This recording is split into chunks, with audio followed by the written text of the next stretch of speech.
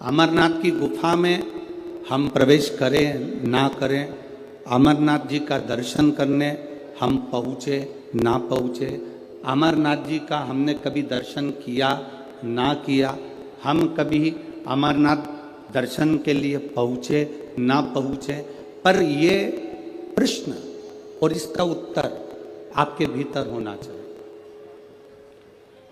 ये प्रश्न भी हो और इसका उत्तर भी। पार्वती जी ने शिव जी से प्रश्न किया, बाबा, प्रभु, स्वामी, आपके शरीर पर जो वस्तु आपने धारण करी है, मैं 5 वस्तुओं को, पार्वती जी कहती हैं, आपसे पूछना चाहती हूं। केवल 5 वस्तु का मैं महत्व जानना चाहती हूं। एक, आपके गले में पड़ा हुआ रुद्राक्ष। दूसरा, गले में पड़ा हुआ सांप। तीसरा, मस्तक पे लगा हुआ चंद्र। चौथा, मस्तक पे रखी हुई गंगा। और 5वां, कंठ में पड़ा हुआ विष। ये 5 चीजें जो आपके पास में विराजमान है, ये 5 चीजें जो आपके पास में हैं, आपके पास में विराजमान है, इन 5 चीजों का दर्शन यदि संसार के मनुष्य को हो जाए तो मैं ये जानना चाहती हूं कि वो संसार का मनुष्य किस लोक में जाता है, किस स्थान पर जाता है। बाबा देवादिदेव महादेव जो माता पार्वती जी को कथा सुनाने के लिए विराजमान थे, अमर कथा जो कह रहे हैं, पार्वती जी को जो ज्ञान उपदेश दे रहे हैं, माता पार्वती जी को जो ज्ञान उपदेश प्रदान कर रहे हैं, वो भगवान शंकर पार्वती जी से कहते हैं, पार्वती तू 5 दर्शन को भूल जा। गंगा का दर्शन हुआ कि नहीं हुआ उससे मतलब नहीं, चंद्र का दर्शन हुआ कि नहीं हुआ उससे मतलब नहीं, कंठ में भरे हुए विष का दर्शन हुआ कि नहीं हुआ उसका मतलब नहीं, सर्प गले में पड़ा है उसका दर्शन हुआ कि नहीं हुआ उसका मतलब नहीं। पार्वती, अगर संसार का मनुष्य मेरे गले में पड़े हुए रुद्राक्ष को अगर अपने कंठ में धारण भी कर लेता है या उसका स्पर्श भी कर लेता है तो फिर पुनः उसका जन्म नहीं होता, वो कैलाश धाम का अधिपति बन जाता। एक रुद्राक्ष का मन का, एक रुद्राक्ष का मन का, ये मनुष्य के जीवन को सुख प्रदान कर देता।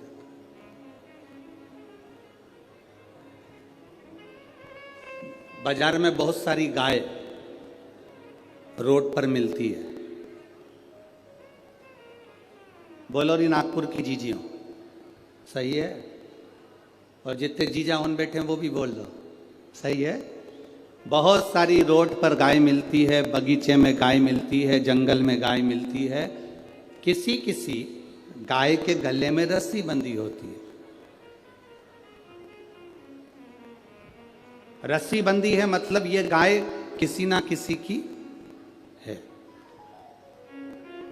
बोलो री नागपुर वाली जीजियों, सही है? और जिस गाय के गले में रस्सी नहीं है, जिस गाय के गले में रस्सी नहीं बंधी हुई है, तो वो कह देते हैं ये किसी की गाय नहीं है, लावारिस है, फिर रही है, जंगल में घूम रही है, ये लावारिस है। जिसके गले में रस्सी बंधी है मतलब उसका कोई ना कोई वारिस है, जिसके गले में पट्टा बंधा हुआ है मतलब उसका कोई ना कोई वारिस, बोलो बोलो जम के बोलो जरा, है। और जिसके गले में रस्सी नहीं है, जिसके गले में पट्टा नहीं है, जिसके गले में रस्सी नहीं बंधी है, वो वारिस नहीं है, तो वो क्या कहलाती है? लावारिस। वो वारिस नहीं है, वो लावारिस है। शिव महापुराण की कथा कहती है, जिसके गले में रुद्राक्ष है, जिसके गले में तुलसी का मन का है, जिसके गले में तुलसी की माला या रुद्राक्ष की माला है, समझ लेना उसका वारिस भोलेनाथ और नारायण विराजमान, उसका वारिस है।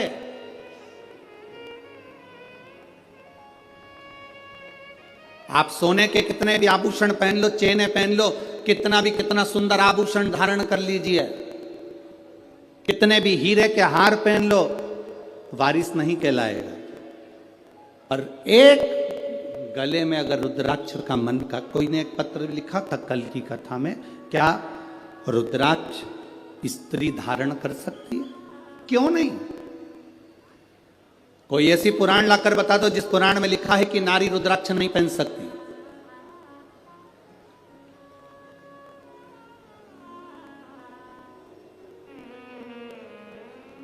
उस पत्र में लिखा था क्या नारी,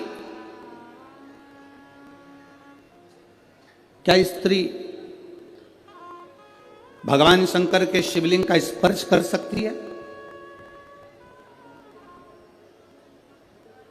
क्या नारी स्त्री भगवान शंकर के शिवलिंग का स्पर्श कर सकती है? कोई ऐसी एक पुराण लाकर बताओ जिसमें लिखा हो कि नारी शंकर भगवान के शिवलिंग का स्पर्श नहीं कर सकती। अगर नारी शंकर भगवान के शिवलिंग का स्पर्श नहीं कर पाती तो आप ही के महाराष्ट्र की, आप ही के मराठवाड़ा की, आप ही के महाराष्ट्र की अहिल्याबाई होलकर, जिसके हाथ में शिवलिंग रखा रहता था, आप ही के मराठवाड़ा की, आप ही के महाराष्ट्र की अहिल्याबाई होलकर, जिनके हाथ में हमेशा शिवलिंग रखा हुआ था। दुख की घड़ी आती थी, कष्ट की घड़ी आती थी, माता अहिल्याबाई होलकर अकेली जब पड़ गई, घर में से सब जब चले गए, अकेली मां अहिल्याबाई होलकर जब अकेली पड़ी, अकेली, और चारों तरफ से उपद्रवियों ने अपना अपना आक्रमण कर दिया। सेना बना के तैयार कर कर सारे उपद्रवी तैयार हो गए। इधर से कोई सेना तैयार कर रहा है, उधर से कोई सेना तैयार कर रहा है। अकेली अहिल्याबाई होलकर अकेली जब पड़ गई, तब मां अहिल्याबाई होलकर को लगा कि अब मैं करूं तो करूं क्या, अब मैं क्या कर सकता। माता अहिल्याबाई होलकर ने अपने सैनिकों को बुलाया, अपने मंत्री महामंत्री को बुलाकर कहा कि चारों तरफ से सेना आ रही है, एक भी ऐसी स्थान नहीं जहां से सेना आक्रमण नहीं कर रही है। चारों तरफ से सेना तैयार बैठी है और कूच कर चुकी है, आने की तैयारी हो गई है। मंत्रियों, महामंत्रियों, बताओ अब करा क्या जाए? आप ये बताओ, अपनी सेना में बल कितना है, कितने सैनिक, कितने घुड़सवार, कितने शस्त्रधारी, सशस्त्रधारी, कितने कितने सैनिक है हमारे पास में। मंत्री और महामंत्री ने हाथ जोड़कर मां अहिल्याबाई होलकर जी से कहा, मां अहिल्याबाई होलकर से कहा, महारानी जी, महारानी जी, आपको एक बात कहना चाहते हैं, अगर हमारे सैनिक युद्ध लड़ें तो एक तरफ से आने वाली सेना से युद्ध लड़ सकते हैं, पर 3 तरफ से आने वाली सेना के बराबर हमारे पास सैनिक भी नहीं है। महारानी जी, इतनी सेना हमारे पास में नहीं है कि हम युद्ध कर सके। मौन हो गई मां अहिल्याबाई होलकर, मौन, एकदम मौन।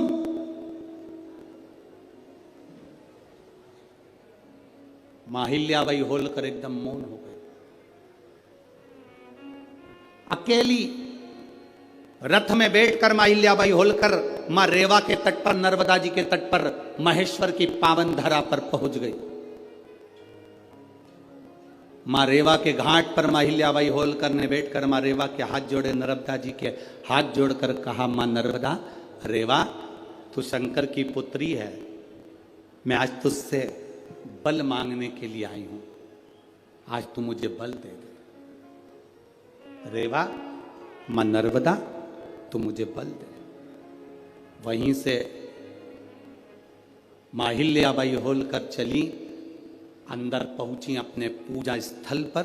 वहां पर एक शिवलिंग था जिसको माहिल्याबाई होलकर ने अपने हाथों में ले लिया और लेकर युद्ध के मैदान में बाहर पहुंच गई और सेना से कह दिया, महामंत्री मंत्री अपनी सेना के 4 टुकड़े कर दे, 4 टुकड़े 4 किलो पर भेज दिए जाएं, चारों ओर लगा दिए जाएं।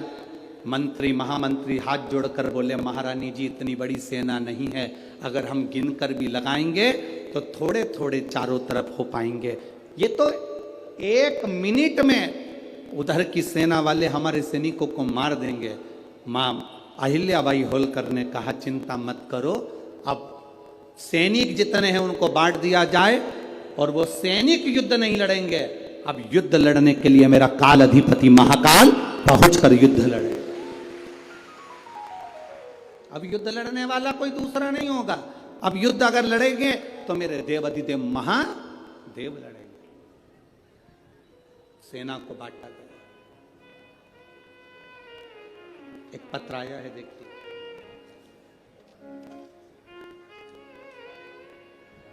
मेरा नाम मंजरी मंदार पाटिल है, मैं गोपाल नगर नागपुर की रहवासी हूँ। कहीं बैठी हो तो हाथ हिला सकती हैं, कहीं बैठी हो तो हाथ हिला सकती हैं। मेरा नाम मंजरी मंदार पाटिल है, मैं गोपाल नगर नागपुर की रहवासी हूँ। कहीं बैठी हो तो हाथ हिला सकती हैं। गुरुजी, आप अगर पत्र को पढ़ें तो पढ़ सकते हैं, जरा ध्यान से पत्र पढ़िएगा। एलईडी पर भी पत्र चल रहा है, आस्था चैनल पर भी चल रहा है। गुरुजी, सच्ची श्रद्धा से बताती हूं कि मेरा आप पर बिल्कुल भी भरोसा नहीं था। बहुत सारी महिलाएं आपके बारे में कहती थी, कई लोग कहते थे कि एक बार कथा सुना करो, पर मेरा आप पर बिल्कुल भरोसा नहीं था। ऐसी टीवी पर ना जाने कितने महाराज आते हैं, कथा कहते हैं, अपना अपना यश गुण गाते हैं, पर मेरा भरोसा, मेरा विश्वास आप पर बिल्कुल नहीं था। मैंने कई महिलाओं से कहा, तुम्हारे गुरुजी कहते हैं 1 लोटा जल सारी समस्या का, अगर 1 लोटा जल दुनिया के लोग चलाते रहते तो ना जाने कितने लोग करोड़पति बन जाते। मैं नहीं मानती ऐसे गुरुजी को, मैंने आपकी कथा भी नहीं सुनी थी, आपको मानती भी नहीं थी, पर गुरुजी मैं खुद बहुत दुखी थी, बहुत तकलीफ में थी। धन दौलत संपदा क्या होती है मालूम नहीं था, पर गुरुदेव, सब लोगों से मैंने एक ही बात कही कि अगर जल चढ़ाने से कोई करोड़पति बनता तो ढेर सारे बन जाते। तब मेरे पास वाली आंटी ने मुझसे कहा कि तू एक बार जल चढ़ा कर तो देख, तेरा भी दुख मिटेगा। मैं मानती नहीं हूं, फिर भी 4 साल से मैं अपने बच्चों को अकेली साथ में रहती हूं, उन बच्चों के साथ में छोटा सा कारोबार है, मेहंदी तेल, बस यही फेस पैक वगैरह आगे बेचती हूँ, बनाती हूँ। इतना चलता नहीं है, गरीबड़ी हूँ, तो विश्वास कैसे करूं? अगर जल चढ़ाने से कोई करोड़पति बनता तो बात थी। मेरी पड़ोसन ने कहा, तू मुंह से कहती है, एक बार जल चढ़ाना प्रारंभ तो कर, मैं काम करूं कि जल चढ़ाऊं। फिर भी मेरी पड़ोसन के कहने से मैंने पशुपतिनाथ का व्रत किया। हमेशा विरोध करती थी आपका, आपके व्रत का विरोध करती थी, 1 लोटे जल का विरोध करती थी, पर पहली बार मैंने मंदिर के अंदर पांव रखा और जल चढ़ाया और पहला सोमवार का पशुपति व्रत करा। मैं बाबा का क्या वर्णन करूं गुरुदेव, बाबा ने मेरी जिंदगी पलट दी और मुझे वास्तव में कि वो करोड़पति बनाने वाला भी वही है और सुख देने वाला भी वही है।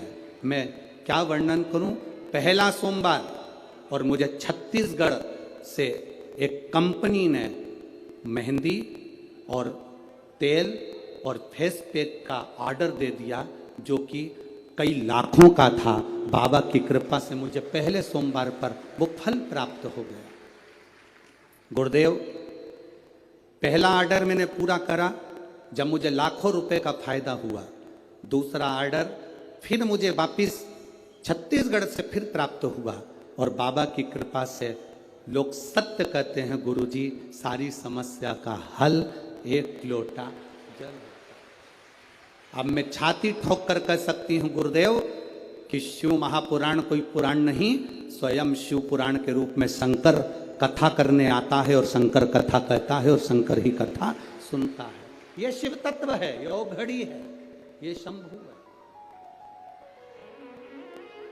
अगर कहीं बैठी हो मंजरी मंदार पाटिल, गोपाल नगर नागपुर रहवासी, कहीं बैठी हैं आप ही हैं, एक बार हाथ हिला दो। श्री शिवाय नमस्तुभ्यं, बधाई आपको, साधुवाता।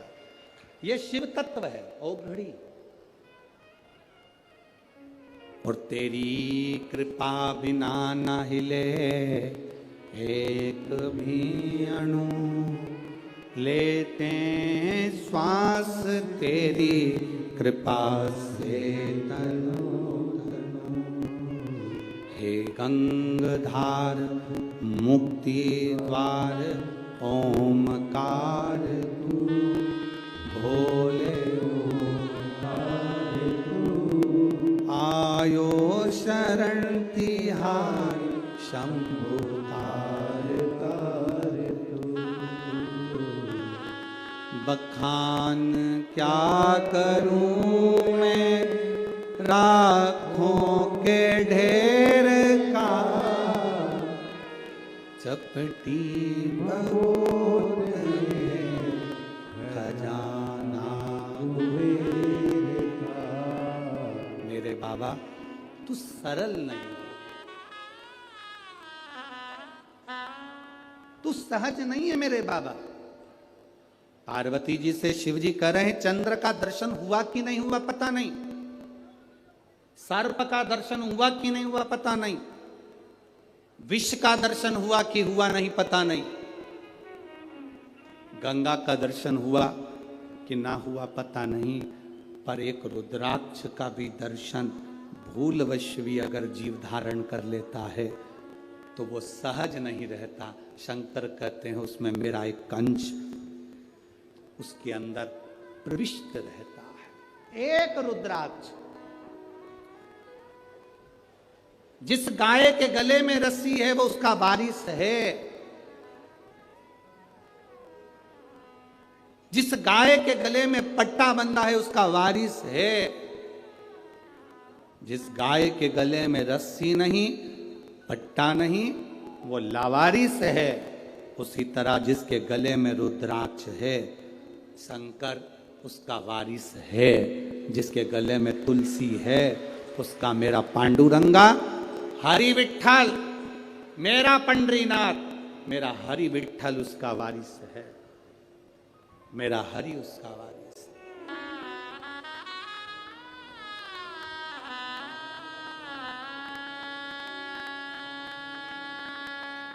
उसका वारिस कहलाएगा। आप कभी अपने मुख से ये मत कहना कि मेरा कोई नहीं।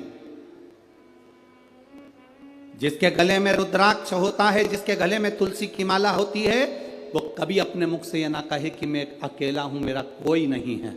जिसके गले में रुद्राक्ष होता है उसके साथ शंकर और 33 कोटि देवता होते हैं। जिसके गले में तुलसी का मनका, तुलसी की माला होती है उसके साथ पांडुरंगा हरि विठ्ठल मेरा नारायण और सारे देवता होते हैं, सब हैं आपके साथ।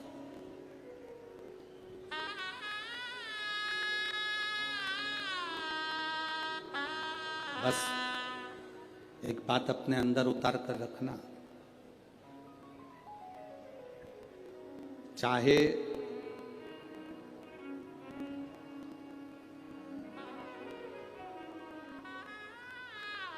घर में फर्नीचर कम होगा चल जाएगा।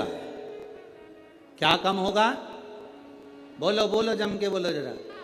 फर्नीचर, घर में फर्नीचर कम होगा चलेगा, पर आपके नेचर कम होगा नहीं चलेगा।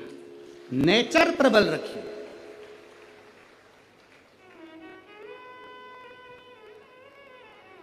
फर्नीचर से घर की शोभा नहीं होती, आपके नेचर से आपके घर की शोभा है। आप क्या नेचर रखते हो, आपका व्यवहार क्या रखते हो, आपके चेहरे पर कितनी स्माइल है, आपके चेहरे पर कितनी मुस्कान है, आपके बोलने का तरीका क्या है, आपके अंदर कितनी नम्रता है, वो देखा जाता है।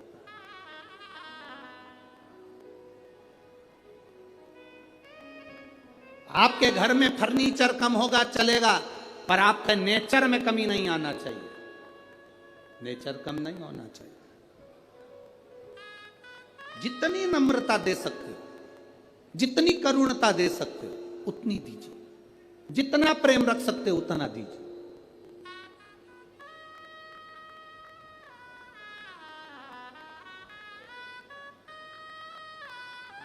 महाराष्ट्र में होता होगा, हमारे इधर तो नहीं होता। महाराष्ट्र में हमने देखा भी नहीं। यहाँ पर जमीन कड़ली हो जाती है, बहुत कठोर हो जाती है, उसमें बीज डालोगे तो उग जाएगा क्या? अरे बोलो तो जम के नहीं। फिर तो तुम भी हमारे उधर के हो गए। हमारे यहाँ की जमीन को नरम करा जाता है, हल चलाया जाता है, बखर चलाया जाता है, जमीन को नरम करा जाता है। जमीन जितनी नर्म होती है उसमें बीज कैसा भी डाल दिया जाए उग जाता है, पौधा लग जाता है। अगर जमीन नर्म नहीं होगी, जमीन एकदम कड़ली कठोर कड़क होगी, उसमें बीज डालना उगेगा ही नहीं। कितना भी पानी डालकर देख लेना, उगेगा ही नहीं। जमीन का नरम होना बीज को पैदा करता है। आपका नरम होना अपने भीतर भक्ति को पैदा करता है, भक्ति के बल को पैदा करता है।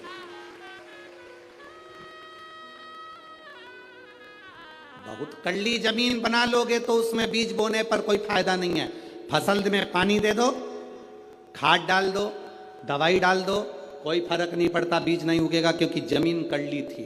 कड़ली जमीन में तुमने बीज बो दिया, उसका कोई लाभ नहीं है। तुम अंदर से कितने भी कड़ले बन जाओ, कठोर हो जाओ, तुम्हारे अंदर कितना भी गुस्सा भर लो, क्रोध भर लो, कितनी भी तृष्णा भर लो, उसमें भक्ति का बीज बोओगे तो कभी लगने वाला नहीं है।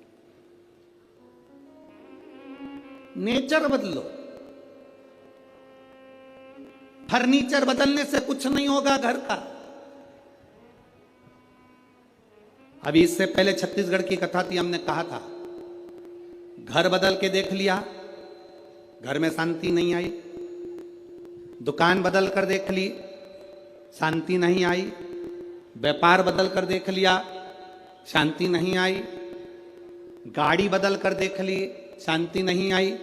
किसी ने कह दिया घर की दिशा चेंज कर लो, वो बदल ली।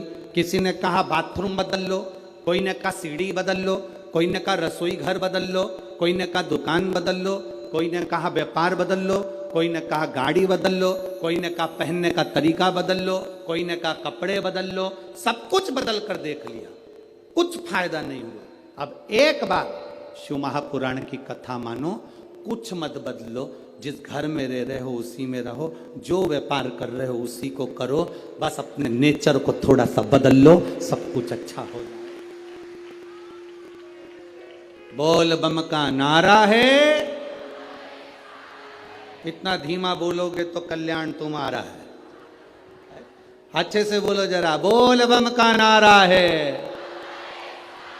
सारी समस्या का हल शिव तत्व को पाना। हम अंदर से कठोर बन गए, बहुत कठोर। अब इतनी भीतर की कठोरता हमारे भीतर विश्वास कैसे पैदा करें? हमारे भीतर भक्ति कैसे पैदा करें? हमारे भीतर नम्रता कैसे पैदा करें? शिव जी से पार्वती जी ने पूछा कि आपके ये 5 चीजों का दर्शन जीव को क्या देता है? शंकर भगवान कहते हैं इन 5 का दर्शन आप कर पाए ना कर पाए, केवल एक दर्शन भी अगर आपने कर लिया। काय का दर्शन? जम के बोलो जरा, रुद्राक्ष। महिलाएं पूछती हैं क्या रुद्राक्ष स्त्री पहन सकती है? क्यों नहीं?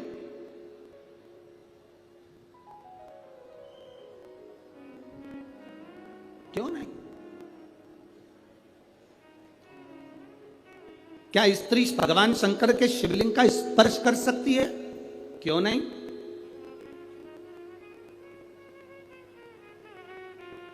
बस रजस्वला धर्म के समय पर स्पर्श ना करें, रजस्वला धर्म के समय पर भगवान को छुए ना, मंदिर देवालय शिवालय ना जाए। रजस्वला धर्म के समय पर भगवान के मंत्र का जाप करना नहीं छोड़ना, भगवान का नाम लेना नहीं छोड़ना। कोई ने कहा गुरुजी हमने तो सुना है कि रजस्वला धर्म के समय पर नारी भगवान का नाम भी नहीं ले सकती। हमने कहा रजस्वला धर्म के समय पर नाम क्यों नहीं ले सकते? रजस्वला धर्म के समय पर खा सकते हो,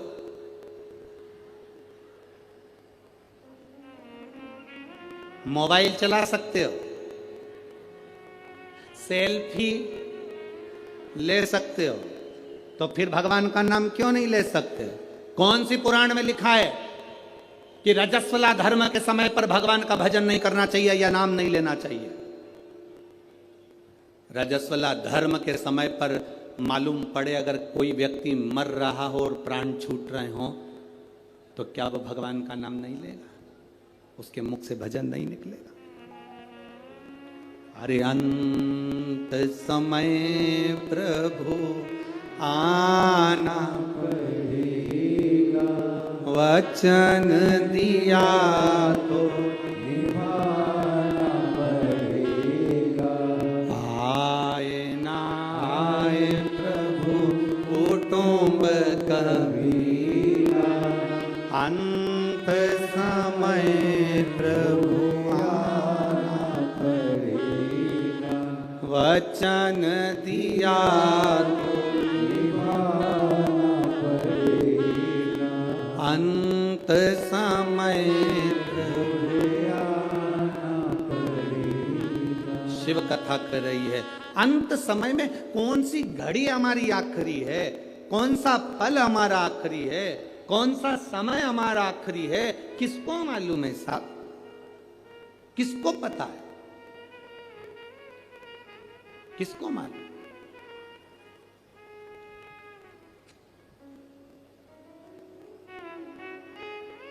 कौन सा समय हमारा आखिरी होगा ये किसको मालूम? महाभारत के शाल्य पर्व में अध्याय नंबर 43 में, अध्याय नंबर 43 के 21 से लेकर 39 श्लोक में नमूची नाम के एक असुर का वर्णन आता है।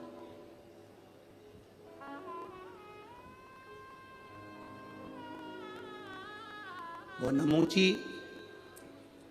जिसका नाम था नमूची, एक ऐसा दैत्य नमूची जिसके भाई थे शुंभ और निशुंभ, जिसका भाई था मैदानव, जिसका भाई था रंभ और करम। शुंभ निशुंभ का भाई नमूची।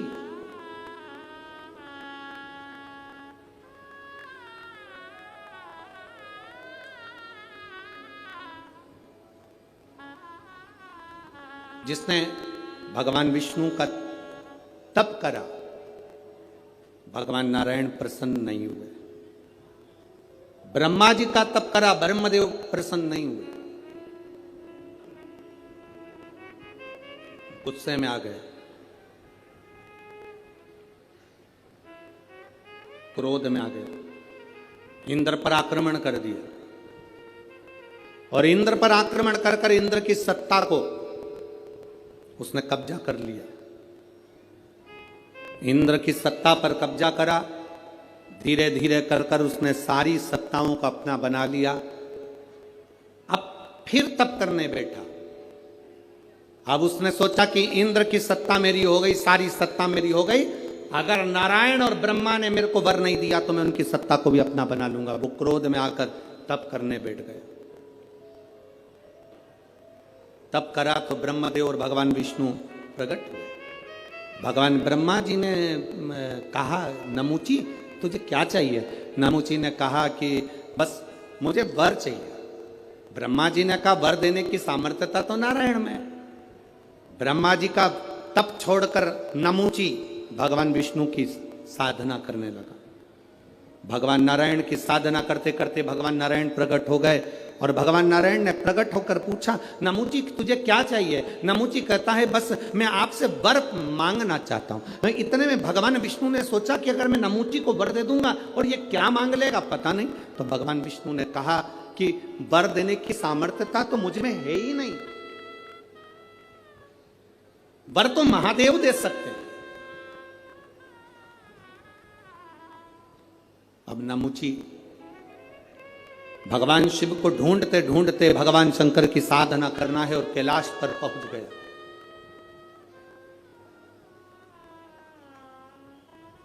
शुंभ निशुंभ का भाई, वो शुंभ निशुंभ जिसको मां दुर्गा ने मारा, वो शुंभ निशुंभ जिसका संहार मां देवी ने करा।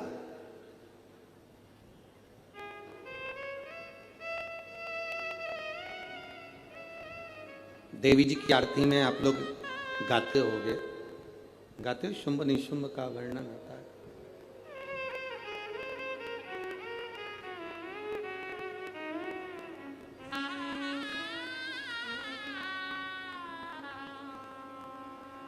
महाराज नमूची ने शंकर भगवान से वर प्राप्त करने के लिए नमूची चला।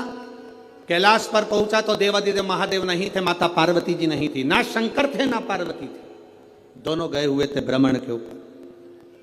प्रदोष का दिन, प्रदोष काल का समय, भगवान शंकर प्रदोष के दिन प्रदोष काल में अपने भक्तों के घर पर नंदी के कान में जो बोल कर जाता है, शिवजी नंदी पर बैठकर उस भक्त के दरवाजे पर उसका कल्याण करने के लिए प्रदोष के दिन प्रदोष काल में पहुंचते हैं। हर हर प्रदोष के दिन प्रदोष काल में देवादिदेव महादेव उस शंकर के भक्त के घर जाते हैं जो भगवान नंदीश्वर के कान में कहकर जाता, नंदी के कान में जिसने कहा।